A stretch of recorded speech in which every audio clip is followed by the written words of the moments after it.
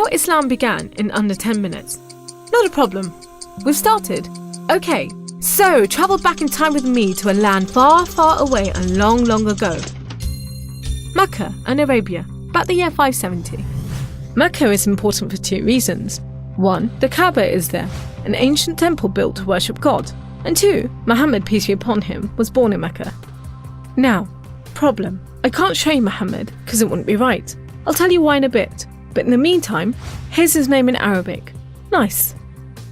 Back in the day, Mecca was a lawless place. The only way to be safe was to have backup. Lots of rich big brothers who'd beat up anyone who got in your way.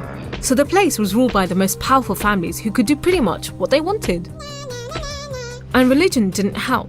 By this time, the Kaaba had been filled to overflowing with 360 idols that did nothing to help anyone. So it was a tough place to grow up if, like Muhammad, you were a poor orphan and believed in just one God you couldn't see, like the Jews and the Christians. He called him Allah, the God, in Arabic there. Muhammad's dad died before he was even born, and his mum died when he was just 6.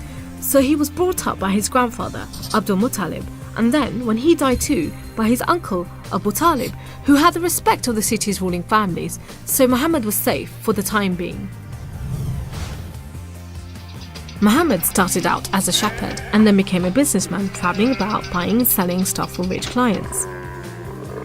When he did some work for a rich widow called Khadija, she was so impressed by his honesty and skill that they ended up getting married, and for a while it looked like Muhammad was going places. Well, he was, but not how you think. Every year in the month of Ramadan, different calendar, different names for the months, there was a big party around the Kaaba when people made sacrifices to the idols. Muhammad hated it, so he'd get out of town and sleep in a cave he'd found on top of a nearby mountain. One night, Muhammad's praying to Allah when wham! There's the angel Jibreel, you might say Gabriel, standing right in front of him. Read, says the angel, but Muhammad couldn't read. No schools, you see. Jibreel keeps on at him. 3 times he says, read. Then he grabs hold of Muhammad and wham! Again, it's like Muhammad's learnt the words off by heart. So he recites the message out loud.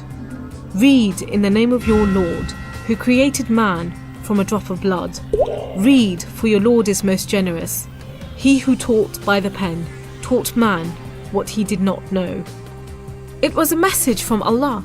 God was speaking to him just like he'd spoken to the prophets in the Jewish and Christian holy books, which meant he was a prophet too. The messages continued for the rest of Muhammad's life. Allah gave him the words to say and the prophet recited them. The words were written down by his friends, and years later they were collected together and became the Muslim holy book, the Quran, which means recitation, because Muhammad recited it, you see? Anyway, that was much later, so back to the night of power.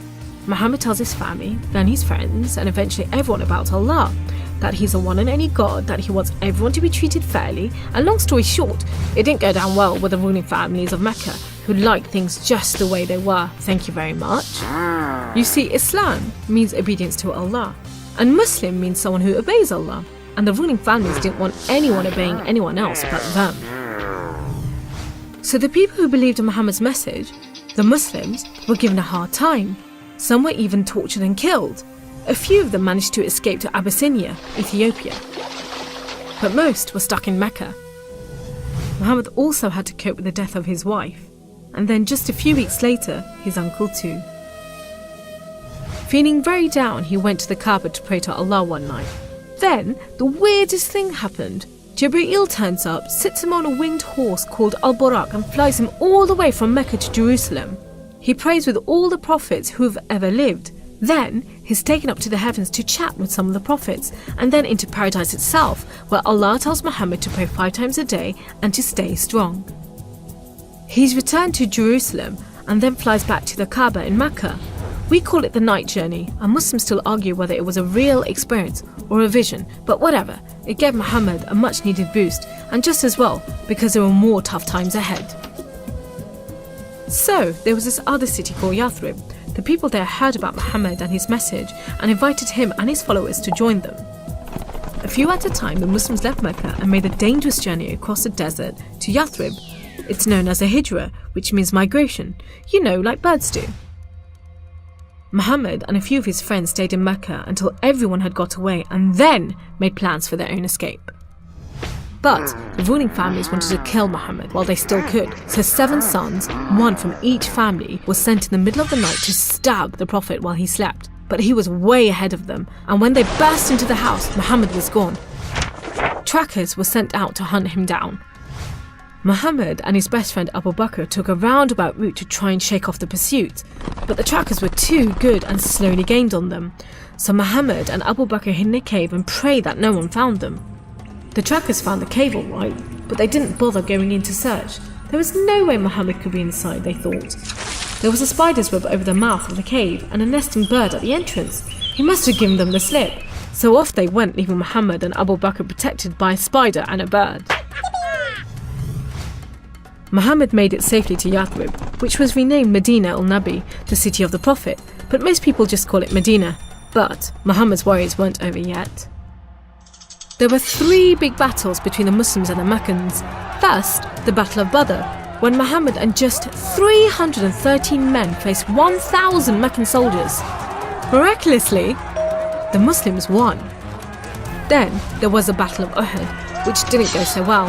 Some of Muhammad's men disobeyed his orders and ran off during the battle to raid the Meccans' camp, and so the Muslims were outmaneuvered. Then there was the Battle of the Trench.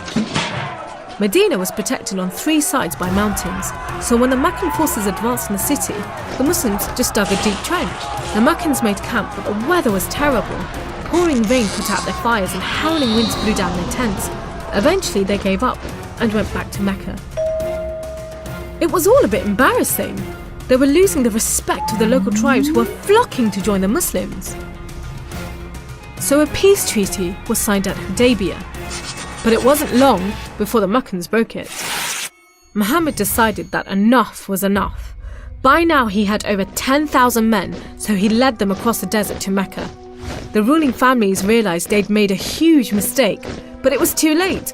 All they could do was surrender and hope that the Muslim army killed them quickly. But Muhammad said there should be no more fighting. He rode into Mecca and went straight to the Kaaba. He circled it 7 times anti-clockwise and smashed all the idols, rededicating the Kaaba to Allah. And that's why I'm not going to show you Muhammad. The Muslims wanted to make it totally clear that they only worship the one unseen God. So they didn't have any pictures of Muhammad in case anyone thought he was an idol, and they didn't have any pictures of Allah because he's like nothing on earth, so it would be impossible to draw him anyway. So there you go, how Islam began in under 10 minutes. How did I do?